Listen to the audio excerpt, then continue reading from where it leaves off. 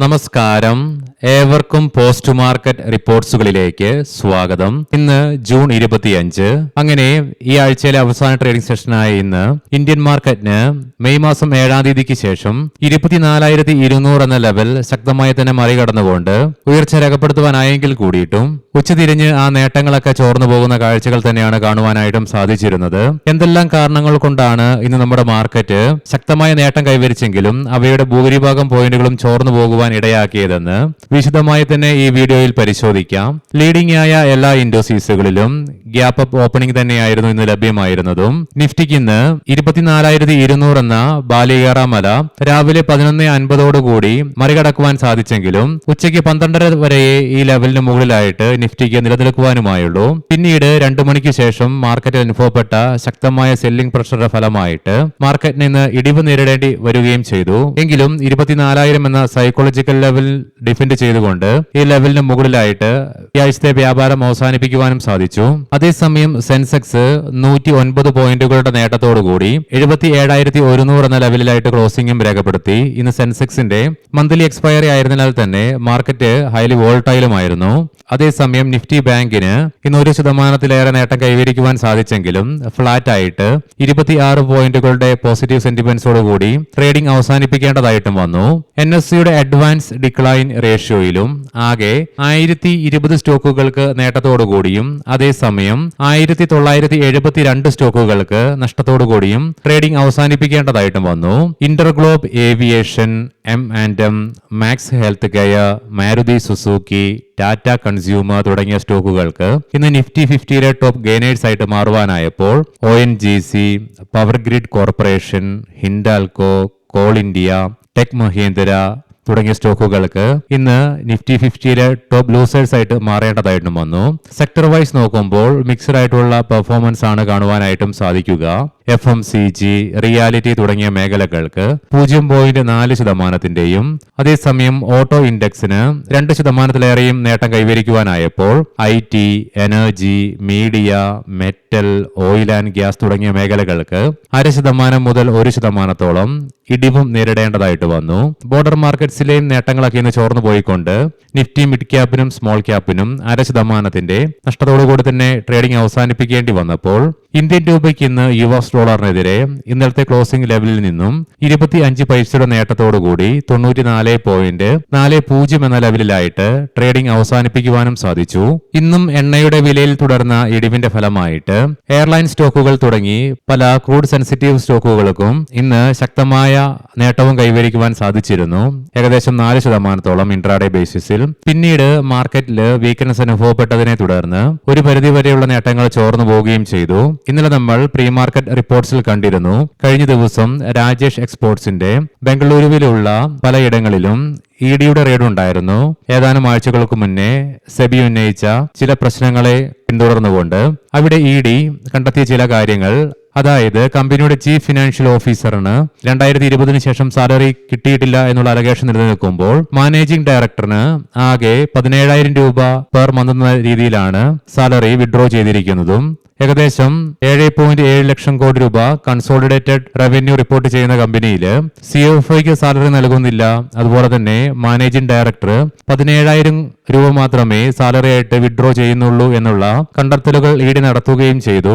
മാത്രമല്ല അതിനെതിരെയുള്ള ചോദ്യങ്ങൾ ചോദിച്ചപ്പോൾ ഉത്തരം മുട്ടുന്ന കാഴ്ചകൾ തന്നെയാണ് അധികാരികളുടെ ഭാഗത്ത് നിന്ന് വരികയും ചെയ്തത്.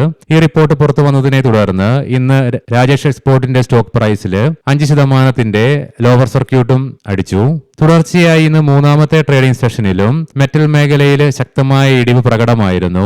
തൽഫലമായി വേദാന്ത, നാൽക്കോ, ഹിന്ദുസ്ഥാൻ സിങ്ക് തുടങ്ങിയ സ്റ്റോക്കുകൾക്ക് 3.5%-ഓളം ഇടിവും ഇൻട്രാഡേ ബേസിസിൽ രേഖപ്പെടുത്തേണ്ടതായിട്ടും വന്നു. ഇനി നമുക്ക് ഇന്ന് നമ്മുടെ മാർക്കറ്റിന്റെ ശക്തമായ നേട്ടങ്ങളൊക്കെ ചോർന്നു പോകുവാൻ ഇടയാക്കിയ ഘടകങ്ങൾ എന്തൊക്കെയാണെന്ന് വിശദമായി തന്നെ പരിശോധിക്കാം. മുൻപ് നമ്മൾ വീഡിയോയുടെ ആദ്യം കണ്ട പോലെ തന്നെ 7-ാം തീയതി മെയ് മാസത്തിനു ശേഷം ഇത് ആദ്യമായിട്ടാണ് ഏകദേശം 1.5 മാസങ്ങൾക്ക് ശേഷം നിഫ്റ്റിക്ക് 24,200 എന്ന ലെവൽ മറികടക്കുവാൻ സാധിച്ചത്. ഈ ലെവൽ മറികടന്നുകൊണ്ട് അരമണിക്കൂറിലേറെ നിഫ്റ്റി ഈ ലെവലിന് മുകളിലായിട്ട് നിലനിന്നെങ്കിലും ഇന്നത്തെ റെസിസ്റ്റൻസ് ലെവലായ 24,261 എന്ന ലെവലിൽ നിഫ്റ്റി എത്തിച്ചേർന്നപ്പോൾ ശക്തമായ പ്രോഫിറ്റ് ബുക്കിംഗ് ആയിരുന്നു പ്രകടമായിരുന്നതും. എസ്പെഷ്യലി 1 മാസങ്ങൾക്ക് മുന്നേ വെസ്റ്റേഷൻ പ്രശ്നങ്ങൾ വീണ്ടും രൂക്ഷമാകുമെന്നുള്ള സാഹചര്യം വന്നതിനെ തുടർന്ന് മാർക്കറ്റിന് വീണ്ടും ശക്തമായ ഇടിവ് നേരിടേണ്ടി വന്നെങ്കിലും രണ്ടാഴ്ചകൾക്ക് മുന്നേ വീണ്ടും ഇറാൻ US പീസ് ഡീലിന് മുകളിലുള്ള പ്രതീക്ഷ വന്നതിനെ തുടർന്നും നിലവിൽ നടന്നുകൊണ്ടിരിക്കുന്ന പീസ് സ്റ്റോക്കിന്റെ ഫലമായിട്ടും മാർക്കറ്റിന് വീണ്ടും അതിന്റെ ഒരു മാസത്തെ ലോയിൽ നിന്നും ഏകദേശം 1400-ലേറെ പോയിന്റുകളുടെ നേട്ടം കൈവരിക്കുവാൻ സാധിച്ചപ്പോൾ മാത്രമല്ല ഇന്ന് രാവിലെ നമ്മൾ പ്രീ മാർക്കറ്റ് റിപ്പോർട്ട്സിൽ കണ്ടിരുന്നു 24,100 24,200 എന്നീ ലെവലുകൾക്കിടയിലായിട്ടായിരുന്നു നിഫ്റ്റിയുടെ ലോങ് ടൈം മൂവിംഗ് ആവറേജ് ആയ 100-ഡേ EMA നിലനിൽക്കുന്നതും ശക്തമായ റെസിസ്റ്റൻസ് ഇന്ന് നിഫ്റ്റിക്ക് ഈ ലെവലുകളിൽ നേരിടേണ്ടി വന്നെങ്കിലും പിന്നീട് ഈ ലെവൽ മറികടക്കുവാൻ സാധിച്ചെങ്കിൽ കൂടിയിട്ടും നിക്ഷേപകരുടെ ഭാഗത്ത് നിന്ന് വന്ന ശക്തമായ പ്രോഫിറ്റ് ബുക്കിംഗ് തന്നെയാണ് ഇന്ന് നമ്മുടെ മാർക്കറ്റിനെ തളർത്തിയ ഏറ്റവും പ്രധാനപ്പെട്ട ഘടകം.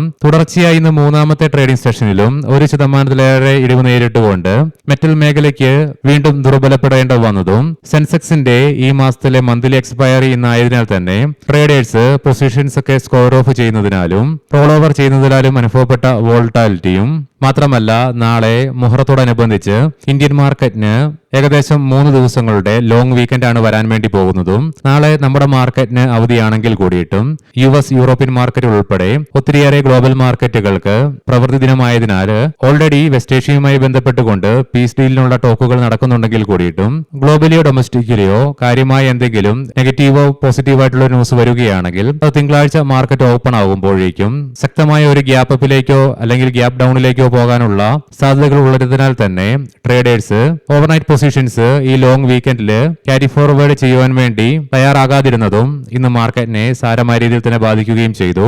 ഇതിനു പുറമെ ടെക്നിക്കൽ ആയിട്ടുള്ള ഒരു റീസൺ കൂടിയുണ്ട്.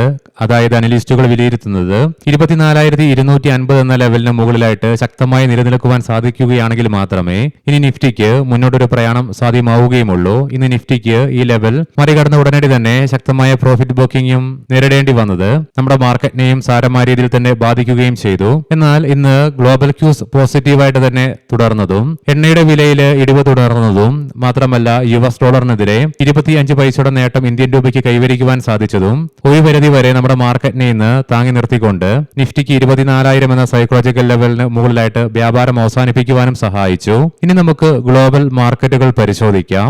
യുഎസിലെ ഡോ ജോൺസ് ഫ്യൂച്ചർ റിക്കവർ രേഖപ്പെടുത്തിക്കൊണ്ട് 148 പോയിന്റുകളുടെ നേട്ടത്തോടുകൂടി 0.5% നേട്ടത്തോടു കൂടിയിട്ടാണ് ട്രേഡിംഗ് നടത്തിക്കൊണ്ടിരിക്കുന്നത്.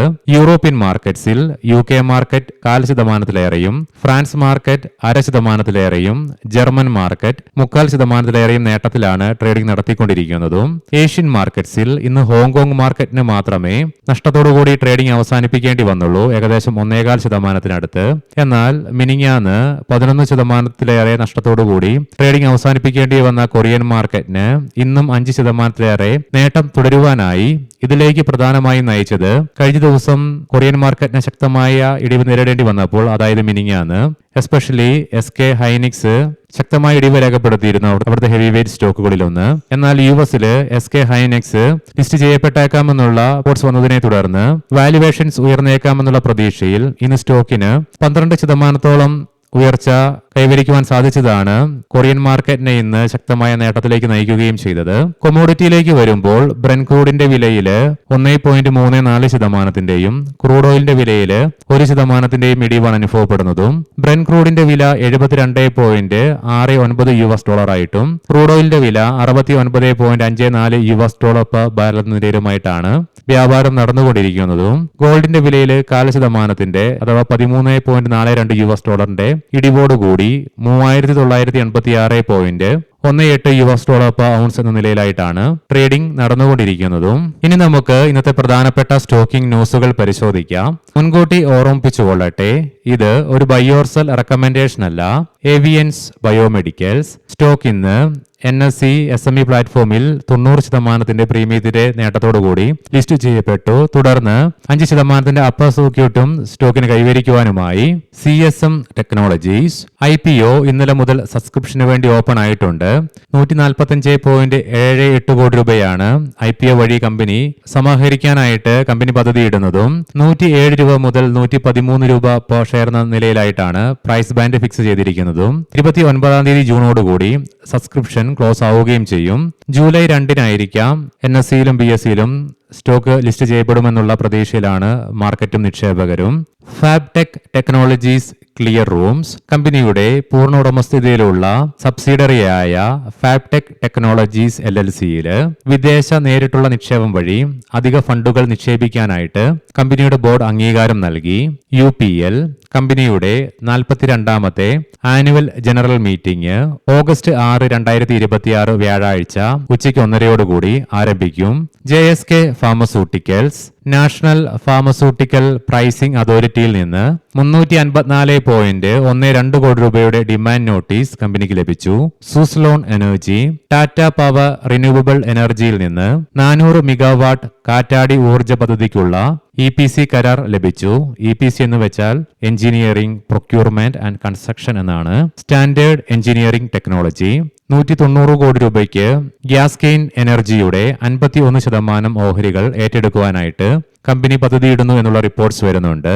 കോട്ടിയാർക്ക് ഇൻഡസ്ട്രീസ് ലിമിറ്റഡ് 10:1 എന്ന റേഷ്യോയിൽ 102.79 കോടി ബോണസ് ഓഹരികൾ അനുവദിക്കുന്നതിന് കമ്പനിയുടെ ബോർഡ് അംഗീകാരം നൽകി. അതായത് നിലവിൽ കമ്പനിയുടെ ഒരു സ്റ്റോക്ക് ഹോൾഡ് ചെയ്യുന്ന ഷെയർ ഹോൾഡർക്ക് 10 ഷെയറുകൾ ബോണസ് ഷെയറുകളായിട്ട് ലഭിക്കുകയും ചെയ്യും.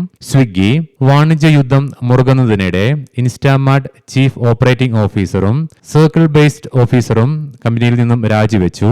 കജാരിയ സിമെന്റ്സ് 1380 രൂപ per ഷെയർ എന്ന നിലയിൽ 21.5 ലക്ഷം ഷെയറുകൾ ബൈബാക്ക് ചെയ്യുന്നതായിട്ട് കമ്പനി പ്രഖ്യാപിച്ചു. മൊത്തം 296.7 കോടി രൂപയുടെ ഷെയർ ബൈബാക്കാണ് കമ്പനി നടത്താൻ വേണ്ടി പോകുന്നതും. ഏവർക്കും നല്ലൊരു വീക്കെൻഡ് ആശംസിക്കുന്നു. ഞായറാഴ്ച ഉച്ചതിരിഞ്ഞ് മാർക്കറ്റ് ഔട്ട്ലുക്ക് വീഡിയോയുമായി കണ്ടുമുട്ടാം. നന്ദി, നമസ്കാരം.